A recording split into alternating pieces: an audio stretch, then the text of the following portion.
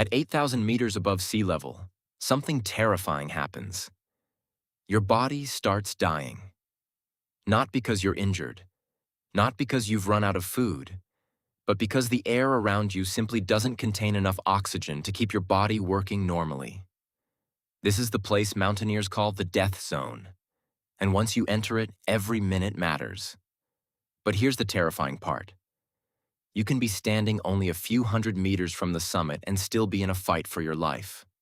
So what actually happens to your body up there? And why is this place called the death zone? Let's find out. At sea level, every breath you take gives your body plenty of oxygen. Your lungs pull it in. Your blood carries it around your body. Your brain gets what it needs. Everything works automatically. But start climbing higher, and the rules begin to change. The higher you go, the lower the air pressure becomes. And although the air is still about 21% oxygen, there are far fewer oxygen molecules packed into every breath. At around 8,000 meters, you're getting dramatically less oxygen than you would at sea level. Think about that. You're breathing, but your body is still starving for oxygen, and your body knows it. Your breathing speeds up. Your heart starts racing. Your body tries desperately to deliver oxygen to your muscles and brain.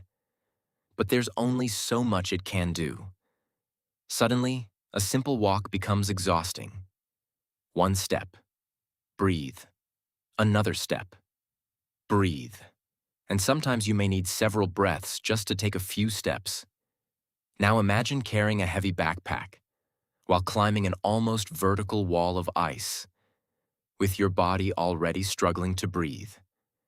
And this is where things get dangerous, because your brain is running on less oxygen too. Your thinking can become slower. Your coordination can get worse. Your judgment can become unreliable. And that's a terrifying combination when you're thousands of meters above sea level. Imagine standing on a narrow ridge with a 1,000-meter drop beside you, and your brain isn't working properly. You might make a decision that you would never make at sea level. You might forget where you are. You might stumble. Or you might not even realize that you're in serious danger. In severe cases, extreme altitude can cause high-altitude cerebral edema, or HACE. Fluid can build up in the brain. The person can become confused, lose coordination, behave strangely, lose consciousness, and potentially die. And the scariest part? They may not realize it's happening. But the brain isn't the only organ in danger. Your lungs can turn against you, too.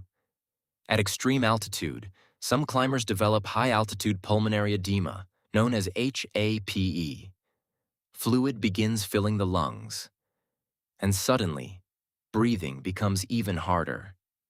You're already fighting against thin air, and now your lungs are struggling to exchange oxygen properly. You can become extremely short of breath. You may cough. You may become weak. And in severe cases, you can literally feel like you're suffocating. At 8,000 meters, that's a nightmare. And then there's the cold. Temperatures can drop far below freezing. Strong winds can make it feel even colder. Your body is constantly losing heat. And when you're exhausted, your ability to produce and conserve heat becomes weaker. That's when hypothermia becomes a threat. Then there's frostbite. Your body begins protecting your core organs by reducing blood flow to your extremities. Your fingers and toes become vulnerable. And if the exposure continues long enough, the tissue can freeze. A mountain climber could reach the summit and still lose fingers or toes because of the journey. So why would anyone willingly go there? Why climb into an environment where your body is literally struggling to survive? Because above that terrifying boundary are some of the most famous summits on Earth. Everest, K2, Lhotse, Makalu, and many others. But here's something people often misunderstand. Climbers don't become immune to the death zone. They acclimatize before going there. They spend weeks climbing higher, descending, resting, and allowing their bodies to adapt. Their bodies produce more red blood cells. Their breathing changes. Their circulation adapts. But even the best acclimatization has a limit. Eventually, the mountain wins the race against time. This is why climbers try to spend as little time as possible above 8,000 meters. They call it the death zone because humans simply cannot survive there indefinitely. Your body is deteriorating. Your brain is struggling. Your muscles are running out of energy. You're losing water. You're fighting the cold. And you're making decisions while exhausted and oxygen-starved. Every extra hour increases the danger. Every mistake becomes harder to recover from. And if something goes wrong, getting down can be just as difficult as getting up.